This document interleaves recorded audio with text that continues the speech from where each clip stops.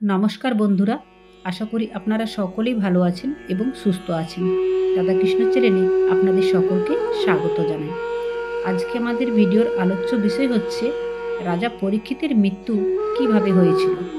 আজ আমরা এই বিষয় নিয়ে আলোচনা করব। রাজা পরীক্ষিতের মৃত্যু কিভাবে হয়েছিল। উত্তরার গর্ভে জন্মগ্রহণকারী অভিমন্যুর পুত্র রাজা পরীক্ষিত ছিলেন। পাণ্ডবদের একমাত্র উত্তরসূরি অর্জুনের পুত্র পরীক্ষিতকে কুরুক্ষেত্র যুদ্ধের সময় শুরু দ্রোণাচার্যের পুত্র অশ্বত্থামা ব্রহ্মাস্ত্র প্রয়োগ করে মায়ের গর্ভে হত্যা করতে চেয়েছিলেন, কিন্তু ভগবান শ্রীকৃষ্ণ অশ্বত্থামার আক্রমণ থেকে তাকে রক্ষা করেন। পরীক্ষিত ছিলেন শ্রীকৃষ্ণের অত্যন্ত প্রিয়। তিনি অত্যন্ত সুদক্ষ শাসক ছিলেন। ভগবান শ্রীকৃষ্ণ পৃথিবীতে তার কার্য সম্পাদন করে বৈকুণ্ঠে ফিরে যাওয়ার পর পরীক্ষিতকে রাজ্য অভিষিক্ত করে এবং যজুৎসুর উপর রাজ্য পালনের ভার দিয়ে দ্রৌপদী ও পঞ্চপাণ্ডব মহাপ্রস্থানের পথে চলে গেলেন।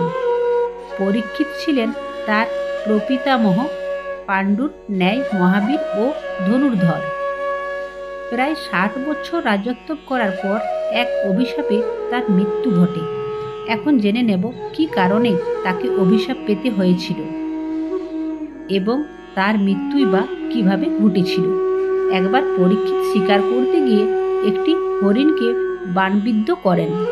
ক্লান্ত ও ক্ষুধার্ত পরীক্ষিত আহত হরিণটিকে অনুসরণ করে শ্রমিক মুনির আশ্রমে পৌঁছান, কিন্তু রাজা মুনিকে হরিণটির কথা জিজ্ঞাসা করলে তিনি কিছু বললেন না, কারণ তিনি মৌন ব্রত পালন করেছিলেন।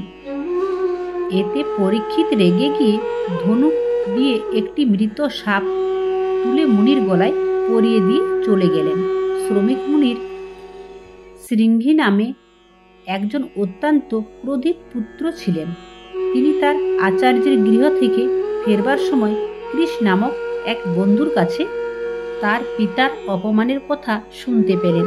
তিনি এতে রেগে গিয়ে বললেন, আমি অভিশাপ দিচ্ছি আমার পিতাকে, যে অপমান করেছে আজ থেকে সপ্তরাত্রির মধ্যে তক্ষত নাগের দংশনে তার মৃত্যু হবে। শ্রমিক মুনি তখন এই কথা জানতে পারলেন। তখন তিনি তার পুত্রকে বললেন, পুত্র, তোমার রাজাকে এরকম অভিশাপ দেওয়া উচিত হয়নি। তিনি আমাদের পালনকর্তা, আমাদের রক্ষা করেন।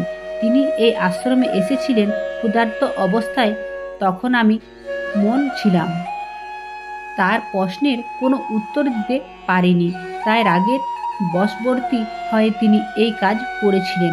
তখন শৃঙ্গী বললেন, পিতা ক্রোধের বশবর্তী হয়ে আমিও তাকে অভিশাপ দিয়ে ফেলেছি, কিন্তু অভিশাপ তো আর ফেরানো যায় না। অতএব আজ থেকে সপ্তম রাত্রি তার মৃত্যু ঘটবে।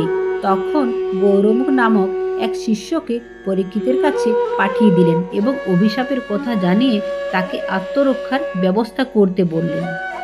পরীক্ষিত তখন একটি স্তম্ভের উপর সুরক্ষিত প্রসাদ নির্মাণ করে 20 চিকিৎসক ও মন্ত্রসিদ্ধ ব্রাহ্মণগণের সঙ্গে থাকতে লাগলেন এবং সেখানে থেকে রাজকার্য পরিচালনা করতে লাগলেন। সপ্তম দিনে কাশ্যপ নামে একজন 20 চিকিৎসক রাজার কাছে যাচ্ছিলেন। তখন বৃদ্ধ ব্রাহ্মণের রূপ ধরে তক্ষক তাকে বললেন, আপনি কোথায় যাচ্ছেন? কাশ্যপ বললেন, আজ তক্ষক নাগ পরীক্ষিতকে দংশন করবে, আমি তার বিষ বিনিষ্ট করতে যাচ্ছি। তক্ষক তখন একটি বট বৃক্ষে দংশন করে ভস্ম করে দিয়ে কশ্যপকে সেটি জীবিত করতে বললেন। কাশ্যপ নিজ মন্ত্র বলে সে বৃক্ষটিকে পুনরায় জীবিত করে তুললেন। তক্ষক তখন তাকে বললেন, ব্রাহ্মণের শাপে পরীক্ষিতের আজই মৃত্যু ঘটবে। আপনার কোনো মন্ত্র কাজ করবে না। আপনি রাজার কাছে যত ধন আশা করেন তার চেয়ে বেশি আমি দেব, আপনি ফিরে যান। কাশ্যপ তপবলে জানতে পারলেন সত্যি পরীক্ষিতের আয়ু শেষ হয়েছে, তাই তিনি তক্ষতের কাছে ধন সম্পদ নিয়ে ফিরে গেলেন। এরপর তক্ষতের আদেশে কয়েকজন নাগ তপস্বী সেজে উপহার হিসেবে ফল, কুশ আর জল নিয়ে পরীক্ষিতের কাছে গেলেন। রাজা সেগুলি গ্রহণ করলেন। যখন তিনি সেই ফল খেতে যাবেন, তার মধ্যে একটি তাস্রবর্ণ কীট দেখতে পেলেন। রাজা সেটিকে হাতে নিয়ে বললেন, সূর্য অস্ত যাচ্ছেন, এখন আমার আর কোনো ভয় নেই। আমি জানি আমার মৃত্যু নিশ্চিত। এই কীট তক্ষত হয়ে আমাকে দংশন করুক, ঋষির বাক্য সত্য হোক। তারপর সেই কীটকে নিজের গলায় লাগালেন।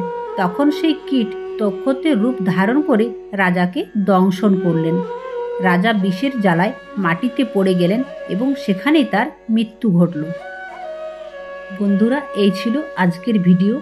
ভালো লাগলে অবশ্যই লাইক, কমেন্ট, শেয়ার করতে ভুলবেন না। আর যারা আমার চ্যানেলে নতুন হচ্ছেন তারা চ্যানেলটিকে অবশ্যই সাবস্ক্রাইব করবেন। জয় শ্রীকৃষ্ণ। রাধে রাধে।